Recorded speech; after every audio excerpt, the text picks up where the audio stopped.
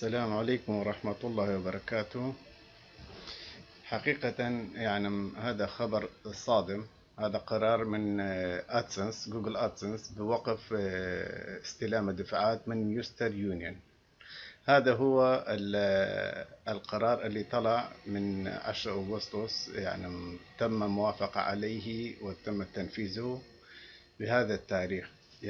أنا أقرأ لكم النص بالعربي، هذا بالإنجليزي ونشرحه بالعربي.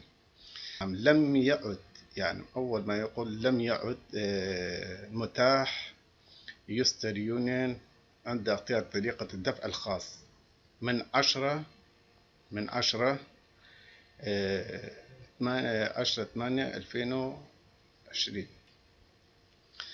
وفي هذا اعتبارا من 10/8/2020 لن تتمكن بعد الآن من تحديد يوستر يونيون كطريقة الدفع الجديد. هذا بأنه إذا قناتك لهلا ما مفعل أو ما مستلم منها ولا دفعة، ما مستلم منها ولا دفعة، مثلا $100 ما استلمت منه من طريق يوستر يونيون، راسا مباشرة بأنه تقوم بالتحويل، الدفعات تعمل بالتحويل البنكي أو الشيك. ولا أنا ما أنصحك بالشيك، لأن الشيك هذا طريقة فظيعة وتأخر وفيها سرقة وفيها كثير أمور. مثلا التحويل البنكي في طرق كثيرة فيها. مثلا في مصر أنا ما عندي معلومات كثيرة عنه، حسب معلوماتي اللي عندي في إيجي بانك، تخلي فيها مبلغ بسيط، هذا كويس وتعمل لك إجراءات. وعندك بنك الاسكندريه كمان، هذا للمصر بالذات، هذا بانه ياثر 99% على القنوات المصريه حقيقه. وعندك البنك المصريه تعمل فيها حساب توفير الشباب، هذا تاخذ منه البيانات ومنه تمليها في الاستماره، ونفس الشيء، عمليه بسيطه ولكن يحتاج شويه امور. ماشي. خلينا نكمل.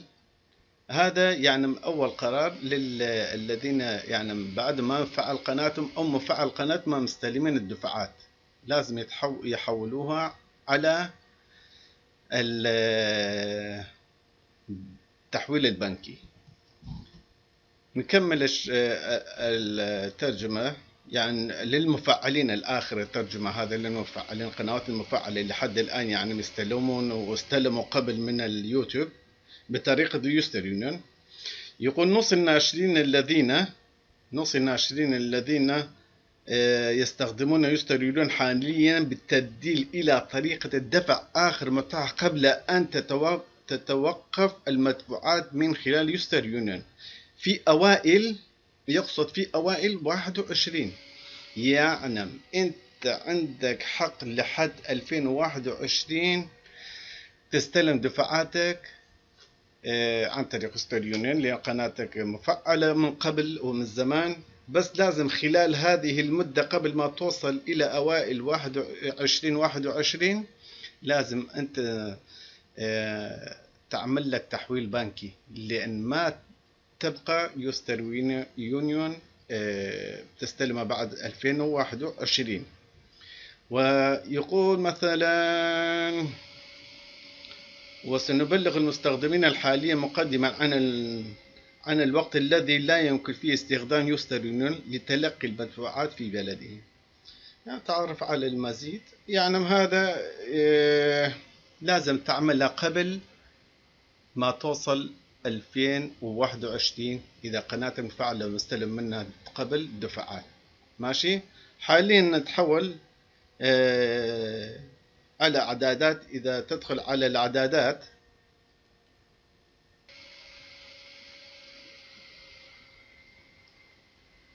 هون تشوف الاعدادات، ما في، شوف شيكات تحويل الكتروني تحويل، ما في يوستر يونيون.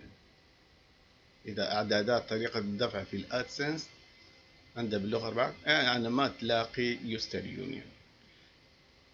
حقيقة هذا صدمة لكثير قنوات خاصة قنوات يعني اخواننا المصريين والاخوات المصريين، يعني هم يعني اكثر شيء بانه يتعبون مع هذا الشغلة قليل، ولكن سيكون ان شاء الله خير. اذا دخلنا على جوجل ادسنس، ندخل على هون إدارة طرق الدفعات مثلا. عندكم هذا يعني الإشارة هو جاي لقنواتكم أنتم أكثر. إضافة طريقة الدفع، إضافة طريقة الدفع. أنت تعمل هون يعطيك الشغلات كثيرة.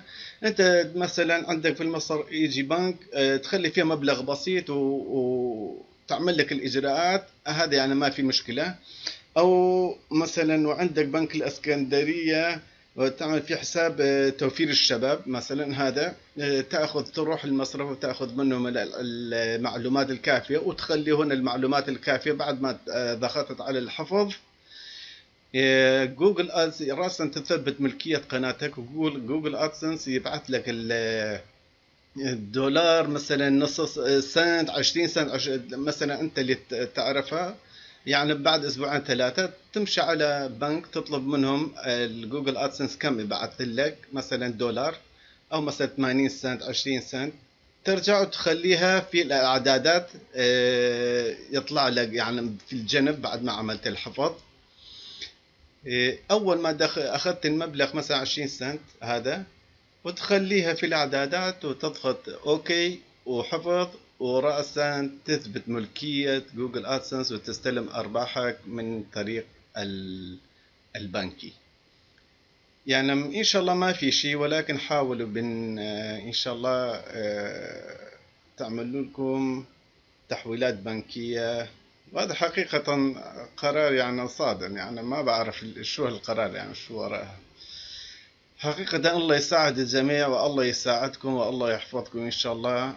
إن شاء الله أشوفكم في الفيديوهات القادمة. إذا شفنا تسهيلات أكثر عن هذه الأمور نبلغكم فيه بأسرع وقت ممكن.